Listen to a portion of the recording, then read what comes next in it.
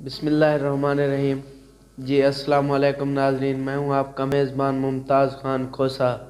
नाजरीन, आज बात करते हैं पंजाब पुलिस पे। नाजरीन, जो पंजाब पुलिस है, आप कहते हैं पंजाब पुलिस करप्शन कर रही है, लेकिन पंजाब पुलिस वालों की भी मजबूरी है करप्शन करना, क्योंकि उनको जो गाड़ियों के लिए डीजल दिया जाता है वो निहायत ही कम है, जिसकी वजह से वो ना ही गश्त कर सकते हैं और ना ही कोई दूसरा काम कर सकते हैं, क्योंकि उन्होंने चोरों को और मुलजमों को भी पकड़ना होता है और मुलजमों को अदालत भी ले जाना होता है।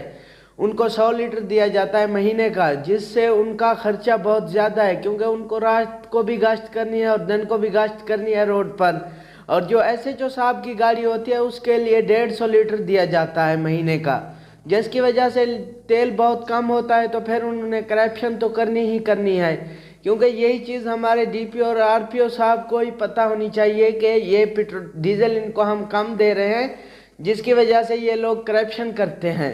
और दूसरे भी इनके बहुत सारे इशू होते हैं जिनकी वजह से ये करप्शन करते हैं, और रज़ाकार होते हैं इनके, जिनको इन्होंने तनख्वाहें वगैरह देनी होती हैं, और मिसल लिखने वाले होते हैं। आप जिस थाने में चले जाएं वहाँ पे वो आपको पहले कहेंगे कि लिखारी का खर्चा दे दे, हमने मिसल लिखवानी है। कम से कम 5,000 रुपया तो लिखारी का ले लेते हैं मिसल लिखवाने का। कल परसों मेरा चक्कर लगा है थाने में, तो उधर मैं गया तो मुहर्रर साहब कह रहे थे कि हमें मिसल लिखने के लिए 5,000 रुपया दे दें।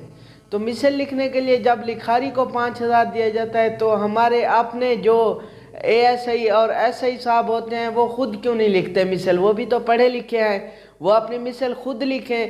गरीब आवाम का खून चूसा जा रहा है, क्या हमारे डिपार्टमेंट में किसी को पता नहीं है?